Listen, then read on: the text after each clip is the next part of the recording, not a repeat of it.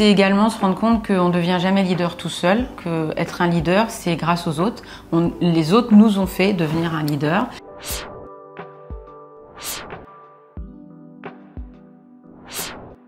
Alors chez LexisNexis, on essaye vraiment d'accompagner non pas que nos managers, mais l'ensemble de l'entreprise.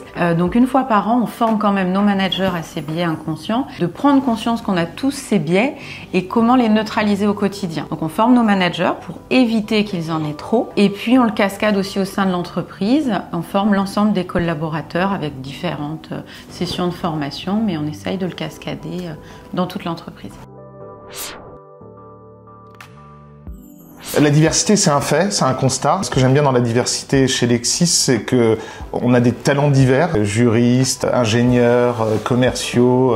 Vraiment, il y a des talents partout. Nos clients sont divers aussi. Mais dans l'inclusion, il y a une vraie politique avec des résultats concrets. Moi, l'exemple le plus récent, c'est notre participation au Duodez, qui a permis de signer un contrat avec quelqu'un qui a participé à ce programme. Donc c'est une grande fierté de constater la diversité, mais d'être dans une politique proactive inclusive. Alors, être un leader inclusif chez LexisNexis, c'est déjà la diversité, parce qu'en fait, tous nos leaders, quand on regarde nos leaders au sein de LexisNexis, sont divers. C'est également se rendre compte qu'on ne devient jamais leader tout seul, qu'être un leader, c'est grâce aux autres. Les autres nous ont fait devenir un leader. C'est le collectif, c'est faire en sorte d'écouter tout le monde, de représenter tout le monde. On ne peut pas être un leader et représenter qu'une ou 20% de la population qu'on lead. Donc c'est vraiment représenter tout le monde, parler au nom de tout le monde, défendre les intérêts de tout le monde. Et je pense que c'est ce qu'on représente, nos leaders représentent au sein de Lexis. Ça, c'est quelque chose qui nous parle. On a tous les deux des enfants. Donc comment t'expliquerais à tes enfants, toi ? C'est souvent eux qui m'expliquent ce qu'est l'inclusion et la diversité. Je pense qu'ils ont beaucoup d'avance et spontanément, ils sont de nature inclusive.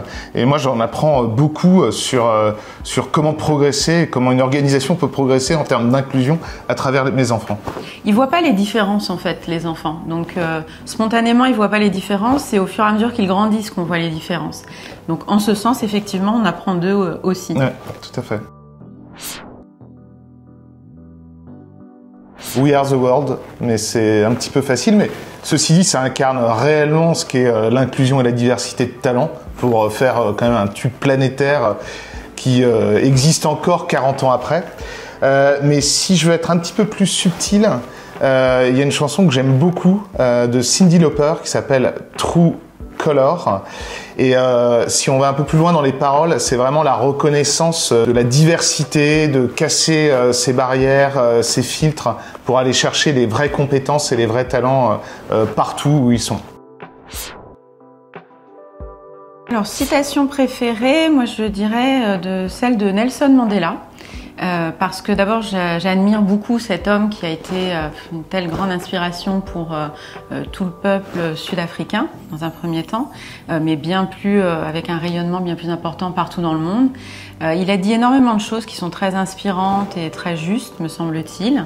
Et dans notre entreprise, je trouve que la citation que je vais vous citer est assez révélatrice de l'esprit de notre entreprise.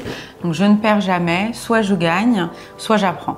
Et on a vraiment ce mode de fonctionnement de dire l'échec, c'est pas grave, faut y aller, on avance, on y va. Et puis si on gagne pas à tous les coups, et si on gagne pas, au moins on a appris.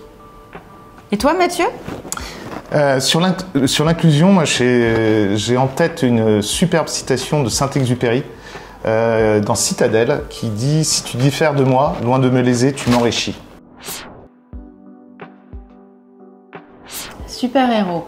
Je vais choisir une héroïne, du coup, une des premières femmes héroïnes, Superwoman.